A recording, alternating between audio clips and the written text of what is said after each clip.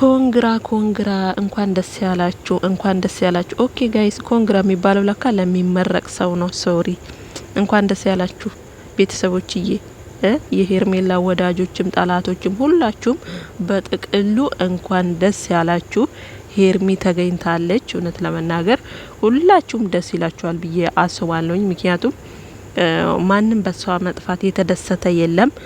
እንኳን ሌሎቹ ይቅርና ተጠርጣሪ ናቸው የተባሉ ፋሚሊዎች ራሱ እውነት ለመናገር ሲጸልዩላት ነበረ። ትላንትና እንግዲህ በሷ መጥፋተኛ ምንም የምናገኘው ነገር የለም፣ ባለችበት ፈጣሪ ጠብቃት እያሉ እንግዲህ እነኛ ልበቀና የሆኑ የነሩቲ ሀብቴ ፋሚሊዎች ራሱ ሲጸልዩላት ነበር ማለት ነውና እውነት ለመናገር ጸሎታቸው ጠብ አላለችም።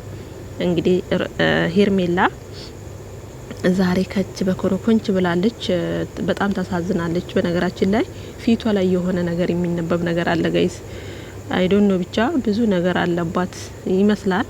ምክንያቱም መናገርም ትፈልጋለች ደግሞ ልትናገር ትልና የሆነ ነገር የሚይዛት ነገር አለና ፈጣሪና እሷ ናቸው እንግዲህ ሳምንቱን ሙሉ ምን እንዳሳለፈች የሚያውቁት ማለት ነው።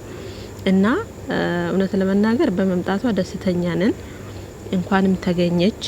ግን ደግሞ በሷ መጥፋት ደግሞ ምንም የማያውቁ ምስኪኖች በመጠርጠራቸው በመያያዛቸው እኛም ቅር ይለናል እንዳንድ ሰዎች ማለት ነው። ግን ደግሞ ያው ዞሮ ሄርሜላ እንኳን ተገኘች። ለቤተሰቦቿ፣ ለእህት ለወንድሞቿ፣ ለሚጨነቁ፣ ለተጨነቁ፣ ለተጠበቡ ሁላቸውም እንኳን ተገኘች። ያም ሆነ እንግዲህ ምክንያትሽ ምንድነው? በራስሽ ነው ወይ እየጠፋሹ እያላት ነበር። አብርሃም እንደዚህ አይነት ጥያቄ አትጠይቀኝ እያለች ነበረ። ግን እናንተን ላግኝ ብዬ ነው የመጣሁት።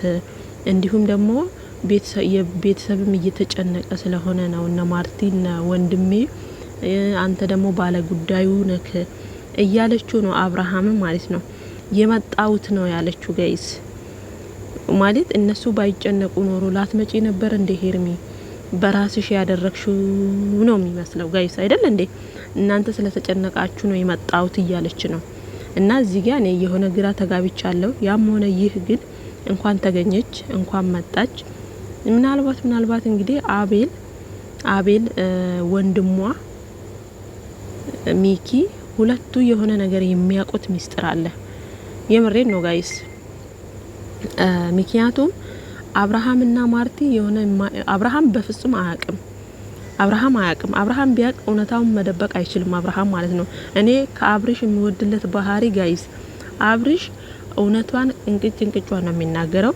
ይሄ መሸፋፈንም እንትን አይልም። እውነት ለመናገር ይሄን ባህሪውን ወድለታለሁና ይመስለኛል ሚኪና አቤላ መሀል የሆነ ነገር አለ ከሄርሜላም ጨምሮ ማለት ነው።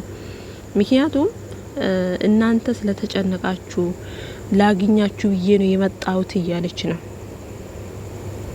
እንዴት ነው? አንቺ ነሽ ወይ በራስሽ ነው ወይ የጠፋሽው ወይ ሰው ነው መጥቶ በሰው ነው ሲላት ይህን ጥያቄ አትጠይቀኝ እያለች ነው። ያም ሆነ ይህ ዋናው መገኘትሽ ነው። ግን ደግሞ ሰው ባልዋለበት የሰውን ስም ማጥፋት ራሱ ወንጀል እንደሆነ ታውቃላችሁ። በተለይ አቤላ በጣም የነሩቲን ስም ስጠራ ነበረ።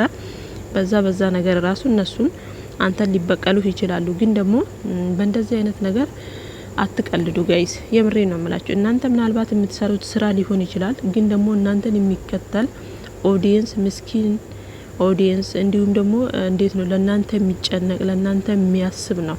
እውነት ለመናገር ለሄርሜላ እንግዲህ ምን ያህል ህዝብ እንደተጨነቀና ምን ያህል ኦዲየንስ ለሷ በሷ በመጥፋት እንዴት እንደተጨናነቁ አይታችኋልና በእንደዚህ አይነት ሁኔታ ሰውን ባትፈታተኑ ባይነኝ። ያም ሆነ ይህ ዋናው ሄርሜላ መገኘቷ ነው።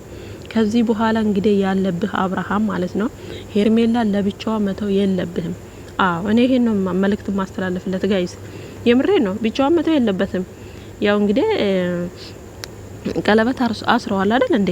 በቃ ብቻዋ መተው የለበትም። ምክንያቱም እቺ ልጅ የሆነ ነገር ብትሆን አንደኛ አብርሃም ይጎዳል፣ ተጠያቂውም እሱ ነው። ከዛ ደግሞ እሱ ሰዎች ባልዋሉበት እየሄደ እናንተ ናችሁ እያለ እንግዲህ እየለቃቀመ ወደ እስር ቤት ሊወስዳቸው ነው። እነሱስ ደግሞ ምን በወጣቸው። ስለዚህ አንተ ከሄርሚ መራቅ የለብህም። አዎ አብርሽ ከዛሬ ጀምረክ ሄርሜላን በምትሄድበት ቦታ ሁሉ ማስከተል አለብህ ማለት ነው። እንኳን ደስ አላችሁ በድጋሚ ሄርሚዬም እንኳን ተገኘሽ።